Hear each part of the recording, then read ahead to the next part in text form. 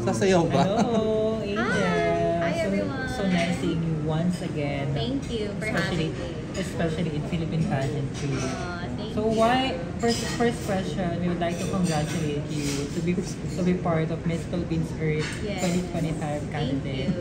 But how does Such it an feel honor. that you're finally back after a year? Kanina ko pa sinasabi, it's an overwhelming journey. It's a journey that is filled with so much love, with so much support, especially to all Lateños and Lapazons, and of course to my media friends. Thank you for always supporting me since day one. Thank you po. But mostly of the pageant fans, of course, they were asking, why made you decide to join in Miss Philippines Earth pageant, especially on the 25th year anniversary? After nung previous pageant ko, noon po namin na pagdesisyon namin talaga na mag-join ng Miss Philippines Earth. Kasi ever since naman, I've been an advocate talaga towards our environment, and the Miss Philippines Earth is the best platform to advocate for the causes that we should believe in, especially to my advocacy, in line with the mission and vision of my municipality to be the premier ecotourism destination in the whole province of Leyte. So having an platform like Miss Philippines Earth is the best way to promote my municipality. Supported mo talaga pa. Kaya nga po, pati buong Leyteños, talaga, maraming salamat po, dawin duro ka salamat. Ito yung bugos nga pagsuporta ako kitang pangkatika. Are you the first candidate na nag-join from La Paz? Yes, this is the first time that La Paz Leyte graces the stage of a national competition. That's why full support talaga sila. Angel, bilang isang survivor ng Typhoon Yolanda, so ikaw yung makakapag-share ng totoong experience, lesson sa mga katulad ng namin, mga kababayan mo na nakaka-experience ngayon ng ganitong flood sa Metro Manila. So ano yung best advice mo to everyone na like paano yung paghahanda na kailangan sa mga ganitong sitwasyon? I think yung pinaka-importante, maging aware ka talaga. Marunong makinig. Kasi ngayon, ang dami ng awareness na binibigay, pero tayo nine-neglect natin. Hindi natin ina-adapt sa sarili natin. Kahit alam naman natin kung ano yung gagawin. Katulad yung nangyari sa amin Super Typhoon Yolanda, madaming binigay sa news, madaming risk reduction preparedness na sinabi para maging aware kami, pero binaliwala namin. Kasi parang sanay naman na kami. Lagi kami binabagyo. Parang sakto lang naman. Naging kampante kami at hindi kami naging. So yun ang nangyari sa... Kaya madaming namatay. Thousands of lives were lost. Almost all homes were gone during the Super Typhoon Yolanda. And ever since then, naging resilient ang buong lugar because of that. Do you think being resilient is enough for us Filipinos? Being resilient and prepared. And prepared. And prepared and aware. Okay. Yun yun. Kung ka namang short story, kumusta kayo yung Yolanda? Yung kayo mismo sa province, ano yung naging experience mo yung Yolanda? Ang nangyari nun, mami, tatlo lang kami. Yung papa ko po kasi naka-assign siya here because he's an engineer as well, working at PPWD. So, tatlo lang kami. Ako, yung mother ko, and then yung younger brother ko. And then, actually parang normal day lang siya. Kasi before magmalanta yung bagyo, ang araw, Mainit. mainit. Pero di namin alam na yun na pala yung simula. Yun na yung sign na malakas talaga, sobrang lakas pala talaga ng bagyo. Naaalala ko, maliit pa kasi yung kapatid ko. Nakikita na namin, na sabi ko, ay, kasi nag-brown out eh. Sabi ko, ay, light na pala. Di ko alam, wala na pala kami. Nakikita na, wala na talaga yung buko. Oh my God! Totoo, promise. Sabi ko, light na ata. Tapos pati ko, wala na pala kami buko. Kasi madaling araw siya. Oh my God! Tapos, ang nangyari, sabi ko, ma, paano pag may tubig? Saan tayo pupunta? Kasi first floor lang na yung bahay namin. Parang mga low tide. So, walang second floor. Di namin alam saan kami pupunta. So, nag-iisip na kami ng mom ko kung saan kami, sabi ko, baka doon na lang tayo sa may CR banda. Umakyat kasi wala na talaga completely yung kisame din. Doon na lang kami aakyat para makasave kami ng kapatid ko. And buti na lang talaga, thank God, yung lugar namin yung di binaha, di nadaanan ng baha. Yung nakakaiyak pa doon kasi yung evacuation centers mismo, kung saan madaming tao, supposedly yun yung safety nila, yun pa yung nasira. Nasira. So, after nun, ang daming realizations ko. Yung papa ko pinilit talaga na magpa-deploy here to help and rebuild our community. And that was also my inspiration. Na pag may knowledge ka talaga, may skill ka, may tutulong ka sa komunidad mo. Oh my God. Hindi, paano yung survival ng family mo nun? Siyempre, right after the typhoon, ang alam ko nun, tumagal pa ng ilang araw bago malaman ng Metro Manila na sobrang devastated ang Leyte, ang Tacloban, ang Lapas. Actually, sir, pag nung pumunta kayo sa city ng Tacloban, sa gilid na lang, may kita mo mga patayan dyan na. Legit Yes, talaga? may mga teachers ako, may classes ako. Oh my God. Wala. So, at that time, parang I was just super blessed and super thankful sa life na binigay sa amin. Kasi if ever talaga nakikita, wala talaga kami. Kasi nagtatago na kami sa ilalim ng lababo namin eh. Yun na lang yung pinaka-safe eh. Parang yun na yung safe haven namin ng me, my mom, and my younger brother. Kasi tatlo lang kami. So, parang dun mo na-appreciate kung ano yung present. And dun mo na-appreciate kung gaano ka-importante pala ang paghahanda.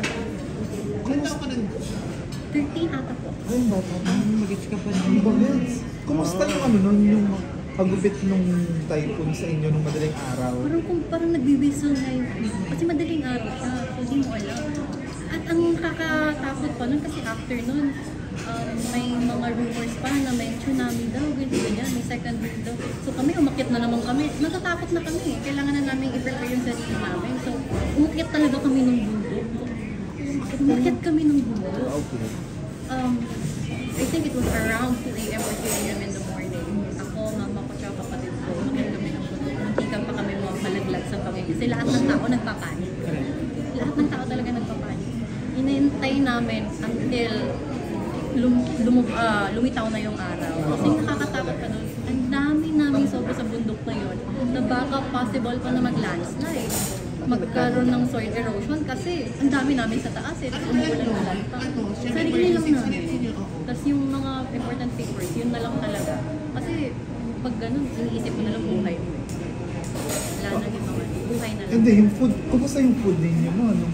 Ayun, pinaka-blessed kami na bagong stock kami sa grocery store namin. So yung grocery store namin, yun yung pinaka-iniingatan ng buong pamilya kasi yun na yung source of food namin ng whole family. Pati relatives ko, family friends, from all Leyte. Kasi nagraran sa So may tindahan ba kayo? grocery store. So yun yung naging source of food namin. Pati mga kakilala namin humihingi ng tulong, yun yung pinapamigay na namin. So, ang hirap talaga. Ang dami ko talaga reality because ang dami kong learning. Na even up to this day, I always instill it in my heart.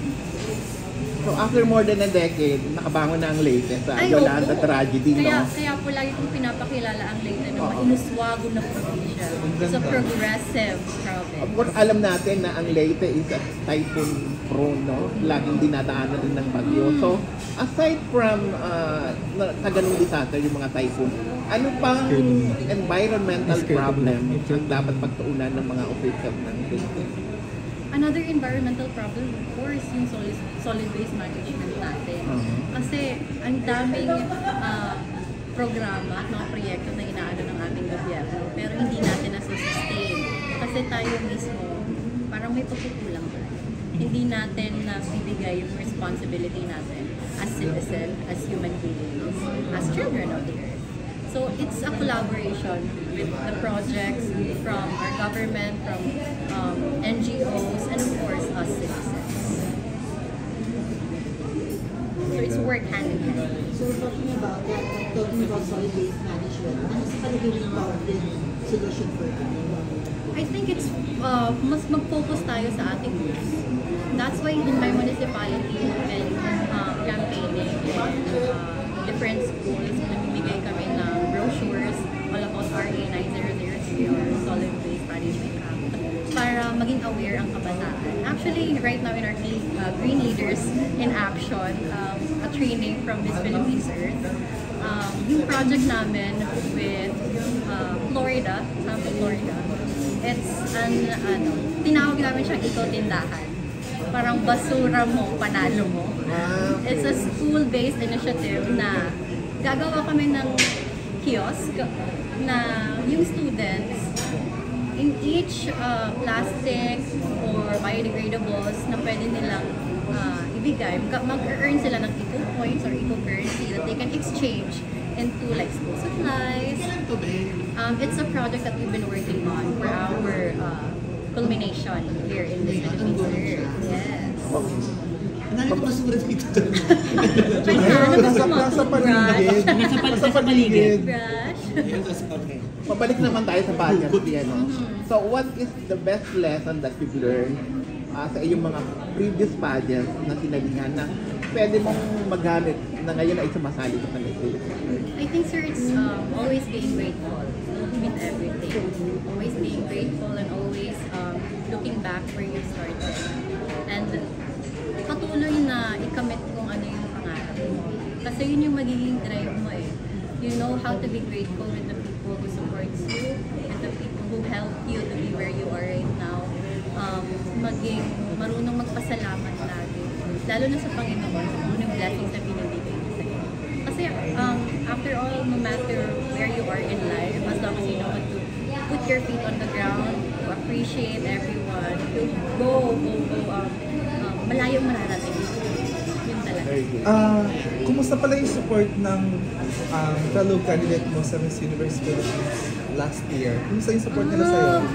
Nung nalaman nila na join Miss Philippines? Opo, sabi niya nila manunood daw sila. Sila Ate Chris, si Pakaban din, sila Ate Laguna.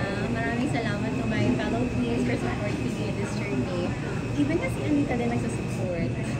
Thank you. Angel, after your featuring your previous pageant, ano yung mga pinagkakabalahan mo before joining this Philippines Girl? Before joining, sir, I went back to work talaga. Alam ko, kailangan sa ako, I'm working in DPWH, regional office aid. So, Madam. hindi. Opo, back to work talaga, back to public service.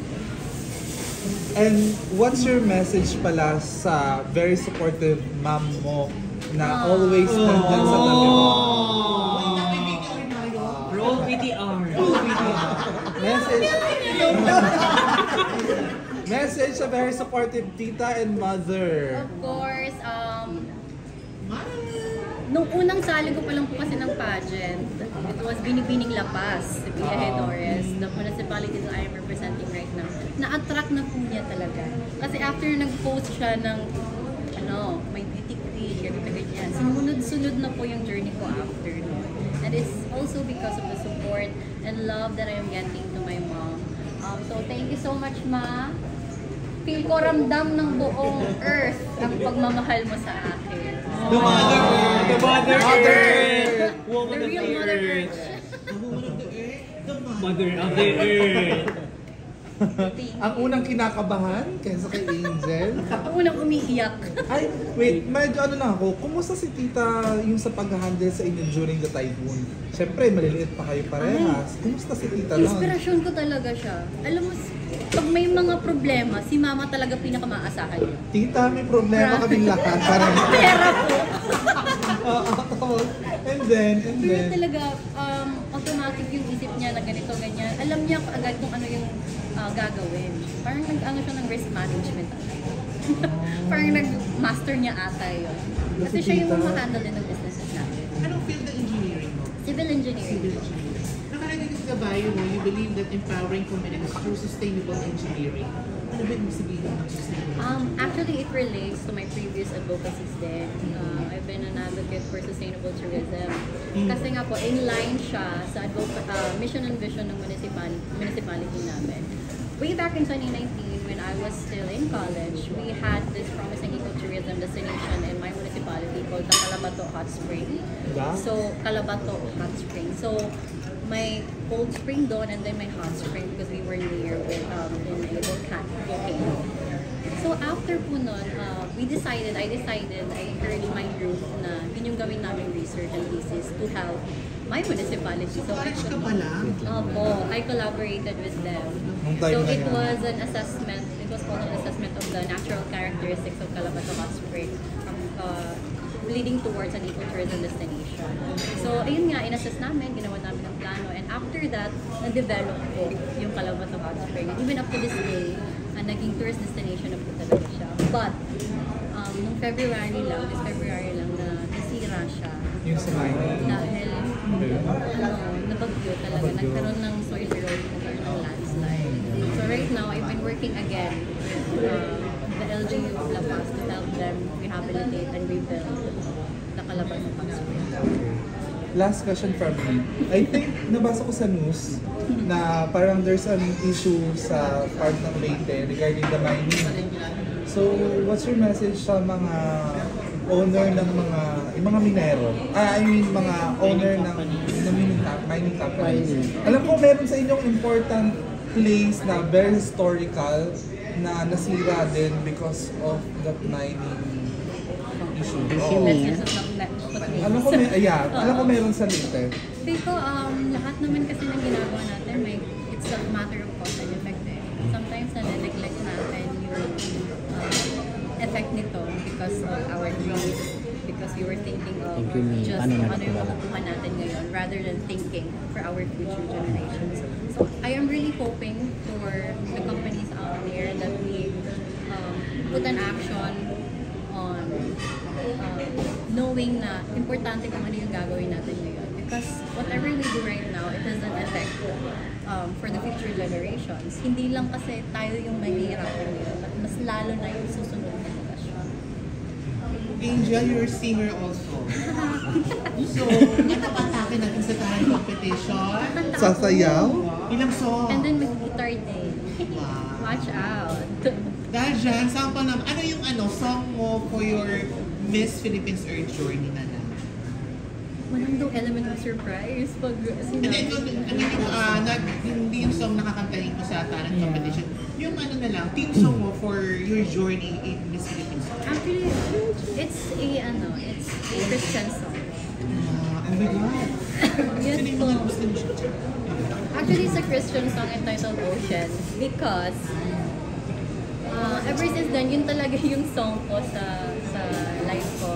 And whenever I'm in doubt, whenever I'm facing any challenges, I always remind myself that no matter what happens, God will always be there for me and God will walk with me through the storms that I am experiencing. He will never forsake me. Kahit mga 3 lines lang. Sample. Okay. Mami, kailan ba mag-sample? Correct. Okay. Ano na lang?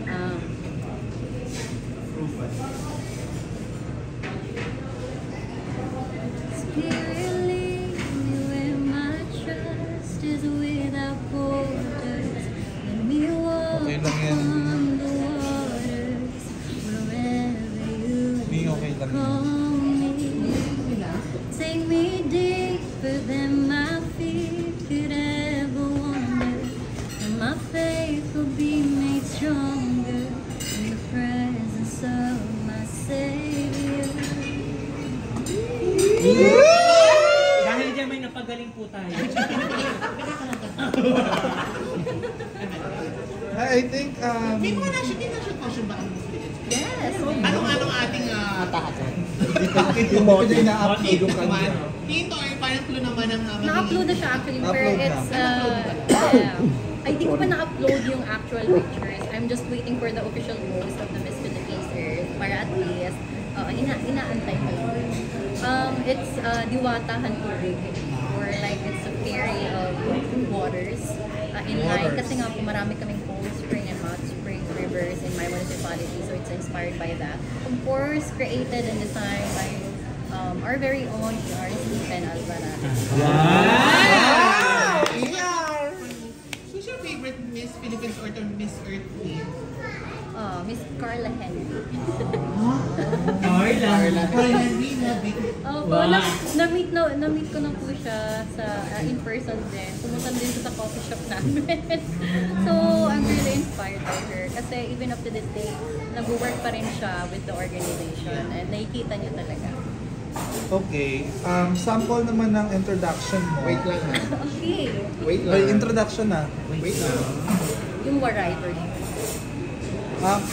Yung Waray version. Para very you, very me, very us. Okay. Wait lang, be. Wait lang, be. Diba? Tatayo ba ako? Pwede naman, be. Amats mo, be. Pwede naman. Kung anong amats mo, be. May Wait nakalabas. lang, wait lang, B. Ay, wait lang, B. 1, 2, 3, go.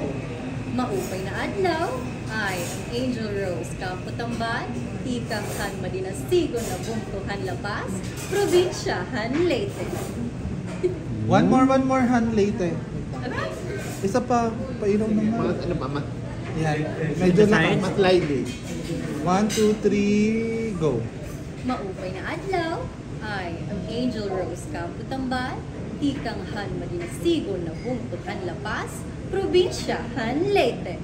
Yes! So, Lapas, Last question. Bacchoy. Ah! Angel, last question. golden Why question. should you be the next? Ay, wait lang. Ay, wait lang. Galingan mo. Sinasabi. Iba talaga si Norloli. Go na. Ano daw? Ay, yung camera. Go. 1, 2, 3, go. To be the next Miss Philippines Earth 2025 requires a lot of commitment, a lot of dedication, and of course, it requires for the next one to be a queen with a heart. And ever since then, I've been passionately advocating towards our environment, and to be the next queen means a lot to me. I will not only be representing myself, but I will be representing my municipality, all eco warriors who are out there, who have been inspired and constantly fighting as well with our environment. Because this dream of mine is not only focusing on the dream of my fellow Lapastods, but it's a dream that has been my inspiration in my heart ever since I was young, ever since we were devastated by the super typhoon Yolanda. And I am hoping that in the near future, people will understand that no matter what situations we are in, there will always be a silver lining at the end of the day. Thank you. Huwag ka lang Naiiyak ko. Naku, huwag ka lang mag-wait ng ganun, ha? Ulitin natin, naiiyak ko. Naka-live talaga tayo dito. Photo. Usapan kasi natin yung Yolanda. And Picture.